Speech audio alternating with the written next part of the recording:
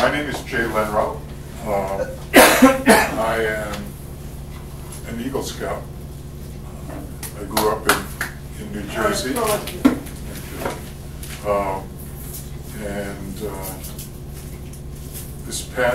This year is 56 years since my father took me to my first Cub Scout meeting at PAC 177 at the Jewish Community Center. It was called the Bergenfield-Dumont Jewish Community Center because up where I grew up in Bergen County, New Jersey, a lot of the conservative synagogues were called Jewish community centers. And it was a conservative synagogue. My dad had been in scouting, and he couldn't wait to get me involved. Dad is what we called life for life. He never quite made it to Eagle, but he was a life scout. And our son Adam was in scouting with me here in Baltimore at Troop 8, Cub Pack 18 and Troop 18 at the Jewish Community Center in Owings Mills. And Adam achieved the rank of Eagle in 2003. So we have a family tradition of scouting. I'm here today to talk to you a little bit about, I'm going to sit down if you don't mind. I'm going to talk to you a little bit about what's gone on with scouting over the years. And Boy Scouting, please say Boy Scouting. Boy Scouting. I'm a Girl Scout. Okay. Boy Scouting over the years. If you'll allow me, I'll give this caveat. I'm going to say scouting, but I only mean Boy Scouts. Okay. Okay, that work? Good. Okay. Enough. Someone elementary does a part. That's right. Yeah, Boy Scouts. May I ask a favor? Yes, ma'am. Would you sit in that chair? Sure. Right. I'll go this way. How's that? Okay. Good. No, I couldn't see your face. Okay. I'm just doing it because that's where the camera is. Is that better? Oh, yes, okay. Hi. Here's something.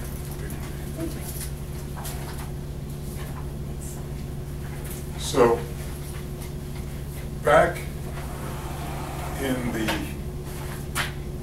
1940s and 50s, the Boy Scouts became aware of an issue with sexual predators getting involved in scouting because they saw it as an easy target. And let's put ourselves in the mindset of what it was like at that time. If you were a parent in the 50s, for instance, and your child said, no matter what youth group it was, or school, or church, or synagogue, or whatever, that they were molested.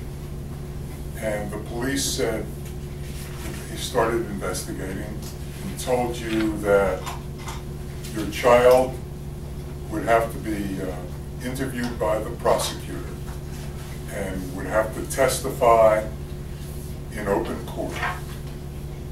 Frankly, most people in those days said, you know what, we're not going to proceed. Because, for better or for worse, society was different then, and there was a bit of a stigma that most parents didn't want their children to have. Well, the Boy Scouts, like many other organizations, had a problem with sexual predators. And they started becoming aware of this and excluding people adults from membership in the Scouts. So at this time, again, pre-computers, you wanted to ban somebody, they wrote their name down on a list, on a bunch of file cards or what have you, and when somebody tried to register, they would go through the list and try to find the name. It's a lot different today, of course, where you can find all that information generally in a matter of seconds. foolishly, the Boy Scouts made a number of strategic errors at the time. The biggest for me was to believe the line, and Mo and I were talking, the prior discussion in this room was about global warming and how people believe that it's, a lot of scientific nonsense. Well, part of the nonsense at that time was that sexual predators were gay. And that if we excluded gay people from being adult leaders in scouting, we were going to take care of our sexual predator problem. Well, as we know now, at least 90% of all sexual predators are heterosexual and not gay. So that was a huge error. But again, that was an uncommon way of thinking in the 50s and 60s. So the Boy Scouts embarked on this policy of excluding gay people. It was never really set in stone. And in fact, in more liberal areas, of the country, it was never really an issue.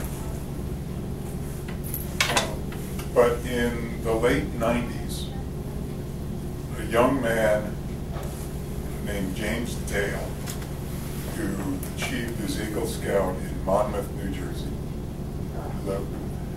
who achieved the rank of Eagle in Monmouth, New Jersey.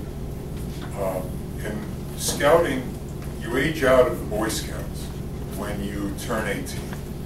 And people like me who remained involved, even though I turned 18 when I was still in my senior year of high school, I became an assistant scoutmaster in my old troop. So this is what happened to James. From all accounts, he was an exemplary young man.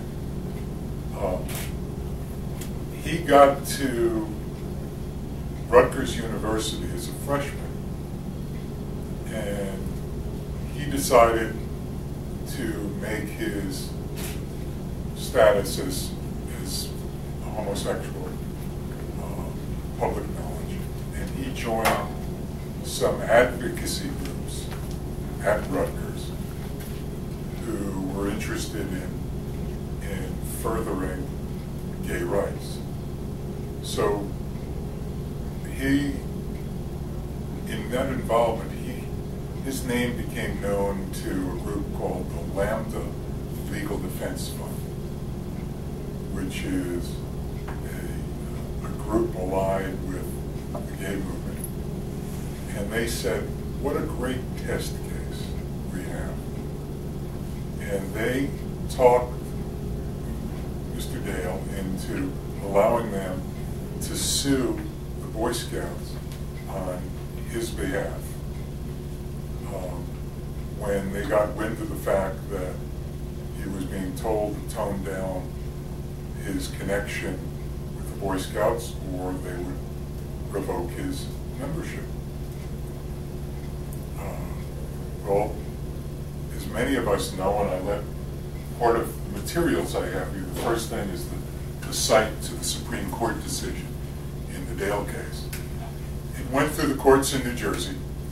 Ultimately, the New Jersey State Supreme Court ruled that the Boy Scouts of America was a public accommodation, and that as a public accommodation,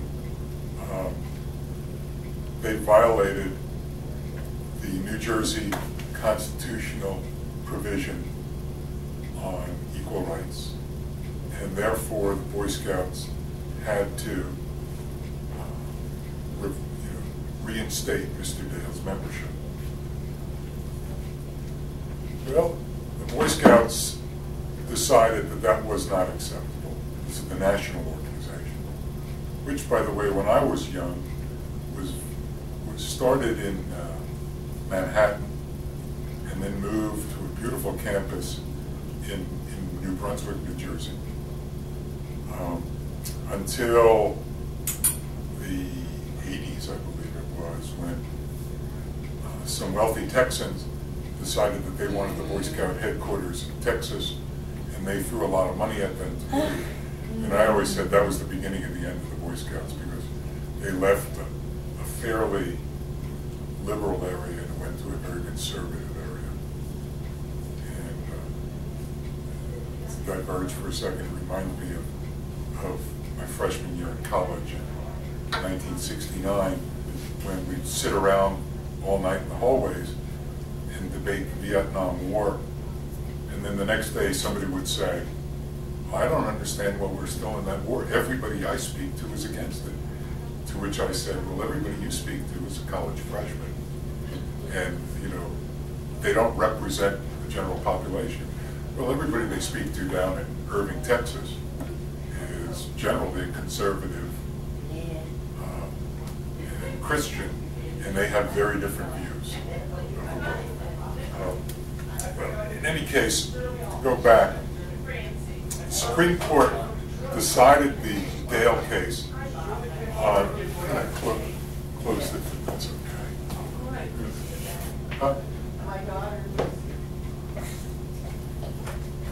Jay, can I ask a question? Sure. You said at the outset that the stimulus for all this was that they felt that the sexual predators were gay. But this has continued, this policy, so it's not that Well, I'm getting there. Okay, I'm sorry. I'll get to it. But I'm giving you the history of what happened. Oh, wait. So in the Dale decision, and you had a lot of strange allies on both sides of the question. And if the Dale, part of the problem with the way Dale came down and the issues involved was, for instance, if Chizuk Amuno, as a private organization,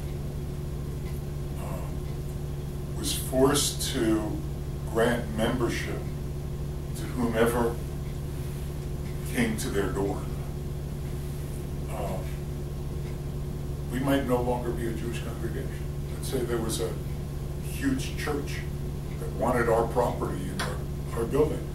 Well, they could join en masse, outvote us, and change the charter to be, let's say, a Methodist church or Baptist church or whatever. And that was a huge problem. And that's one of the reasons why the Supreme Court came down the way it did. People think it was, they said that the Scouts can discriminate against gays, and really the basis of the decision, and I'm a lawyer, the basis of the decision was whether private organizations had the right to establish their own membership standards. Now, I think it's shameful that the Boy Scouts came down the way they did, and I frankly wish they had lost the case, because we wouldn't have the problems we have today. To fast forward and get to your point, this emboldened a lot of the more conservative elements of the Boy Scouts. And the biggest impediments to changing the policy were some of the largest religious organizations involved with Scouting. And I should tell you that the National Jewish Committee on Scouting, of which I was the chairman about. Boy Scouting. Well, it's called the There's National. one on Girl Scouting. I know, but it's called the National Jewish Committee. I know. I belong to the National Jewish Committee on Girl Scouting. Okay. But this is the National Jewish Committee on Scouting. And I was former national chairman, spoke out immediately against this. And they are the oldest religious affiliated Boy Scout group in the movement. Boy Scouts were established in 1910, Girl Scouts in 1912. By the way, I wouldn't have to say Girl Scouts versus Boy Scouts anyplace else in the world, because I know. Juliet Hunter Lowe, who didn't like the fact that they were called Girl Guides every place else, and she wanted to be equal to the boys who call them scouts. So the only place where they're Girl Scouts and not Girl Guides is the United States. I know. Okay. I know you knew, but I didn't know if everybody else knew that. I didn't. Okay. So, this led to a number of units like ours, and a number of councils, like the Baltimore Area Council, which is the city and the 5 surrounding counties, pushing back and pushing back hard. I was chairman of the board. What year is this now you're talking about? In 2001. Did any of the Boy Scout troops disband because of it? Can you let him finish Yeah, talking some did. first? Some did. In 2001, I was the incoming chairman of the board of the Baltimore Area Council of Boy Scouts, and very much opposed to the Dale decision. And in fact, it's in the material that I handed out. We passed a resolution unanimously on tolerance that we published and was our guide.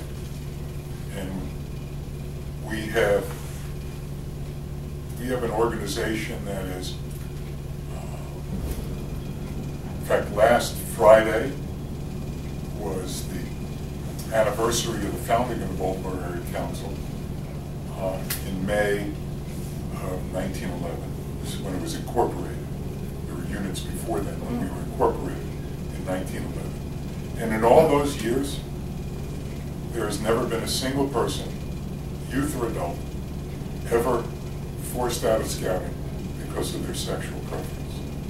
But I will tell you that there have been quite a number of people who have exhibited improper heterosexual behavior and have been asked to leave. So that shows you where our council is versus the national movement. And I've worked for the last 14 years behind the scenes to make a change. We finally saw an opening in 2012, late 2012, early 2013. And we updated our policy locally. I was involved by then as an officer of the Northeast region. There are 4 regions of the country, the Boy Scouts. And we started pushing back hard on the Scouts policy, and basically we and a lot of other groups around the country said, you can say whatever you want, we're not going to follow you. They finally started studying it on the national level. They had done a poll in 2010, a professional group, on what parents thought generally. They updated the poll in January 2013.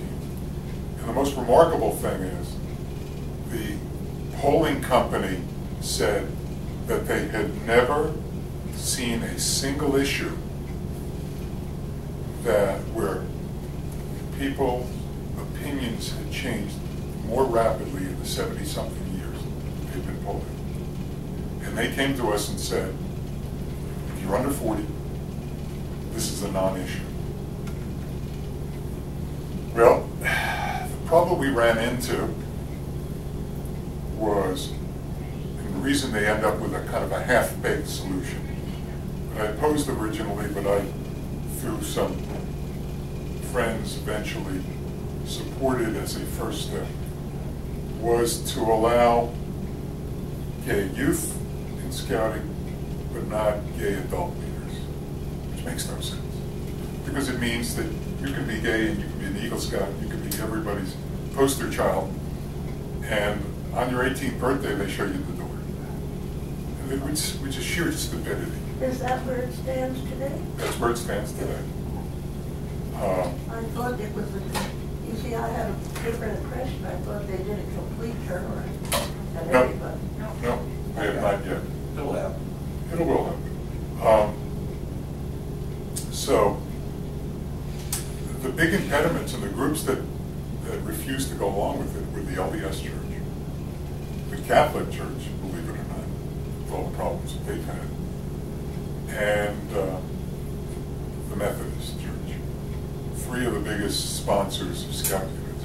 See, in Girl Scouts, all the units are chartered by the national organization. The Boy Scouts use the methodology first established by Robert Baden-Powell, who was the founder of Scouting, where he said it should be an adjunct to an organization. So in the case of the Boy Scouts, the units are chartered by organizations. So my pack and troop were chartered by the JCC. There's Troop 97 in Baltimore, which is chartered by Ohem Shalom Congregation. And there are other units all over, PTAs, schools, veterans organizations, what have you, Knights of Columbus. And it's a different model. And we had a lot of organizations that said that they wouldn't go along with a complete lifting event. Now, I will tell you, next week, next Friday, at the next national meeting of the Boy Scouts of America, which will take place in Nashville, Tennessee, there will be a new national president of the Boy Scouts, an Eagle Scout named Robert Gates. His name might be familiar to you because under Bush 41, he was director of the CIA. Under Bush 43, he was Secretary of Defense, and he was Secretary of Defense for the first 3 years under President Obama. So he was Secretary of Defense under both of those presidents, quite different presidents, but both believed in him. And he was the Secretary of Defense who lifted Don't Ask, Don't Tell and gave complete equality to gay servicemen and women. He becomes president in 5 days. Yes, ma'am. Do they have this question on the agenda for the meeting? No, and I'll tell you why. It might be. There might be some push. But most of us who have been involved, it was passed, the resolution to open it up to gay youth was passed in May of 2013. And it became effective January 1. And because they wanted to get, wanted to establish a way to do it. And for the most part, people like me worked very hard to make sure that it was a total non-event. That people woke up on January 2nd and said, why were we even concerned about this? And to a large extent, that's happened. But we've only been doing it for 4 months, 4.5 months. That tied into registration nationally. Right. And we thought it was too soon to go. Yes. He gave himself the founder. I'm sorry. He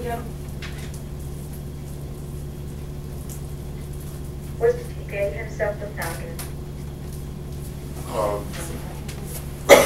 I'm not sure. There's some things. Baden-Powell, there's some people that say he was, but he had a wife and children. So, and there's nothing overt. There's just people who said,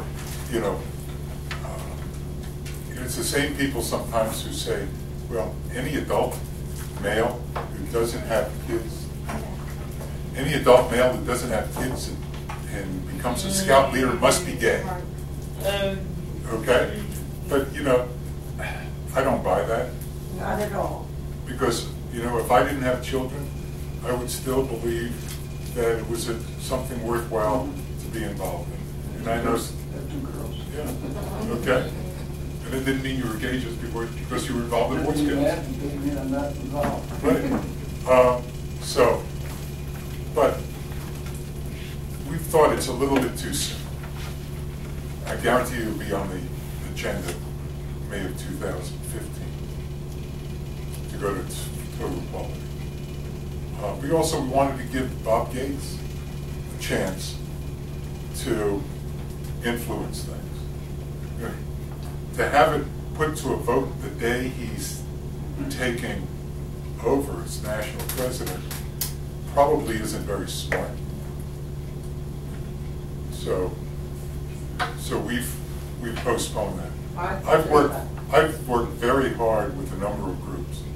I am a member of the board of a group called Scouting for Equality, founded by a young man named Zach Walls, W-A-H-L-S, and I'd ask you to all Google his name, because Zach's an amazing young man. He's stayed at our house before. We speak close to once a week. He runs things by me for advice. And Zach is a heterosexual male, 23 years old, who had 2 mothers. And it turns out that he has a sister, and Zach was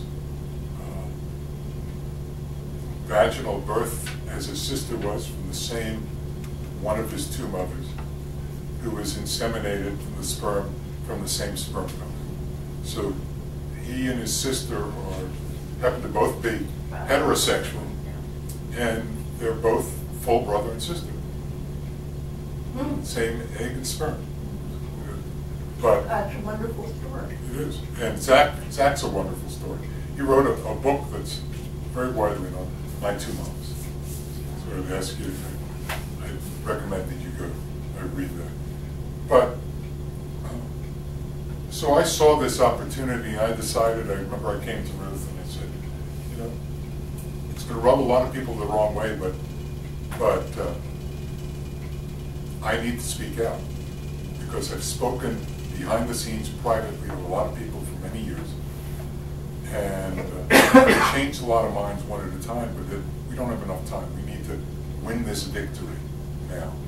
So part of the packet is articles where I was quoted in the New York Times, the Wall Street Journal, Frank Bruni's column in the Times, and Frank and I got to meet each other afterwards and talk about that. At my alma mater, Goucher College, thank you very much. And I wrote an op-ed piece with another woman, member of the Northeast Region Board for the Boston Globe, that's included in there, and even an article quoting me, although they called me John Lenrow for whatever reason, in the Times of Israel. And I was also in a number of other papers, including the Jewish Post, all on the Jewish take on scouting and our take in general on scouting. So that's where we were. And when my dad took me to that first Cub Scout meeting 56 years ago, the biggest lesson I learned is you always do the right thing. And there are personal consequences to absolutely everything you can do in life. But the personal consequences of not doing the right thing will always, under all circumstances, outweigh the consequences of not doing the right thing. And I tell people all the time, I can get up every morning and shave, and I'm happy and pleased with what I see in the mirror. All good things come to an end, as the session Yeah, so are there any more questions? Yes. So how has the Baltimore region, the Baltimore Council, dealt with this? Do you have gay leadership in the Baltimore Council? We know for a fact that there are lots of youth and adults in scouting who are gay. We do absolutely nothing about it. And if the national organization tried to push us to do something about it, we would push back. Okay, so they haven't pushed all these councils to say you must, toe the line kind of thing. What we've told people, and I think this is the best policy right now, is don't try to make a test. If you're really more concerned about the youth, and that's, for me, scouting is all about the kids. If you're really concerned about the kids, then make it about the kids. If you're gay and you're doing good things to help youth, don't go around trying to make yourself into a test case, because that doesn't help the kids. You being in scouting helps the kids. And if you try to stick a thumb in somebody's eye and then expect to walk away with no reaction, life doesn't work that way. So I say most of the people who make a big deal about it and make pronouncements are more interested in themselves than in the kids. So that's the advice we give. That's the advice I always give. You know, I'm a believer in that kind of equality. And I'm a believer that everybody has the opportunity and the ability to provide some value.